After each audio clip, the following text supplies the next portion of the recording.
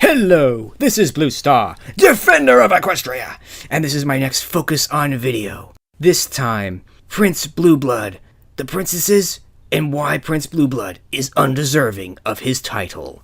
I must admit there's really not much to say about Prince Blueblood's character other than that, well, he doesn't have any. I'm afraid that Prince Blueblood unfortunately wins the prize for biggest male jerk in the entire history of all media. Even beating out Gaston from Disney's version of Beauty and the Beast.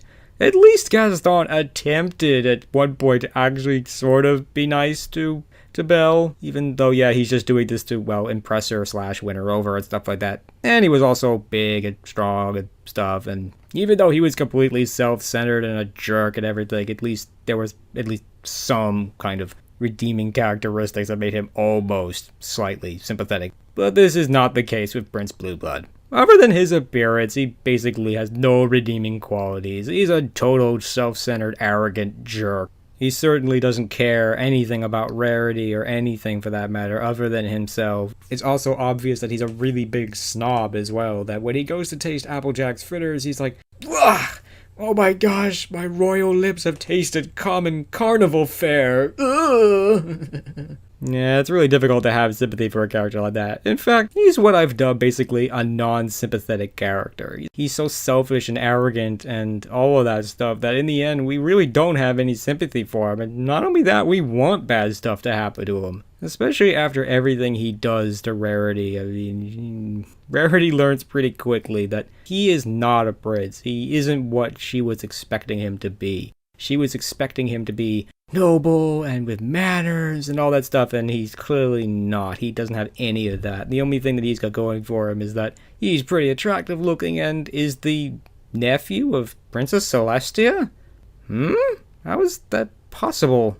I must admit I could go into it probably another whole video on how could he be her nephew. But I'm going to say this. Does this mean that Celestia has another sibling somewhere? Anyway, that's definitely getting off topic. So despite the fact that basically he is a direct relative of Celestia, that this is the only thing that gives him the title of prince. Otherwise, he is completely unbefitting of the title prince. This is the one thing that's really cool about MLP, that the princesses really do have responsibilities, that becoming a prince or a princess isn't simply about marrying into their role or simply being born into it. I mean, that obviously can happen, as we can see with the case of Prince Blueblood and Shining Armor. But ignoring Prince Blueblood for a minute, I think that Shining Armor in a way did earn his title as prince. I mean, he is the captain of the Royal Guard, and obviously really loves and cares for Cadance. So he clearly isn't simply marrying her for power or anything like that, and we know that's definitely not in Shining Armor's character. And we also know that Shining Armor, in general, has really good character. We may not know a lot about him, but he clearly has good character and stuff like that. And obviously supports and loves his wife as best as he can. He'll do that as simply as best as he can and stuff like that. And that makes him really cool. And although this may not earn him the quote-unquote title of prince, it's still better than being simply born into this role. But in the case of the princesses, all of them, they've all earned this in one way or another. I mean, we obviously know the most about Princess Luna and Celestia, and of course, Twilight. And we've seen her journey personally through 3 seasons of television, and Twilight has definitely grown and matured an awful lot during those 3 seasons. She's a different person, she's a different pony at the end of season 3, and she's definitely earned the title of princess. Unlike in a lot of series and movies, being a princess in Equestria obviously carries a lot of responsibility and weight. Obviously, it comes with some pretty cool privileges as well, but ultimately it is a thing of responsibility. For example, Celestia has to go to Saddle Arabia and basically go there herself and discuss, I guess, issues and other things with the leaders of Saddle Arabia and, just do things that, a world leader would have to do. She has a lot more to do than simply sit on her throne and just look good, I guess.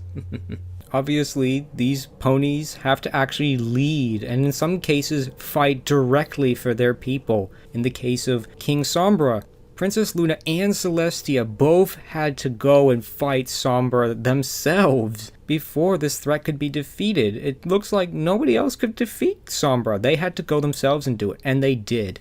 Although it looks like it really wasn't a very fair fight, but regardless, this was something they had to do themselves. And obviously, the princesses do have responsibilities and things of this nature, that they do have to lead, that they just don't simply sit on their thrones and just wave at people. Even though we see that a lot in the show, ultimately, I think we all know that they really do have to make choices and decisions and be there for the ponies of Equestria. Although Celestia has, in a way, not really done a lot directly to help people, but there have been cases where we've seen that she has. In Swarm of the Century, we hear that she has to go to, I think it was Philadelphia, and to deal with a infestation. And we see that she goes and deals with that herself. So, it's not like these princesses are simply having nothing to do. It's not just simply a title. It's certainly something that carries a lot of responsibility and weight to it. And because of that, the ponies who ultimately make it, who earn the right to become a prince or a princess, have great character. They're very responsible. They're very selfless. They care. They love. And they will always be there for Equestria. And that's why they're so very, very cool. And sadly why Prince Blueblood is undeserving of the title of prince. Because he's none of these things. But the good news is, unquestionably, the princesses have all earned this title themselves. And because they have such great character, they are all worth defending and worth fighting for. Because these are not just the leaders of this world, they are also the mentors and the people who a lot of ponies look up to because they have such great character. And I think that's truly awesome, and I certainly would like to have leaders like them in charge rather than the people who are in charge right now, because sadly I think that most of our leaders do not have good character. Sadly, they're more like Prince Blueblood than they are the princesses of Equestria. So, that may be bad for us, but it's certainly good for Equestria. So in my mind, all the princesses will always be worth fighting for and standing for. So to all those who dare to threaten them, if you want to hurt them, you have to get through me first. So that is the end of my video on Prince Blueblood and the princesses. This is Blue Star. Stay strong and pony on. Blue Star out.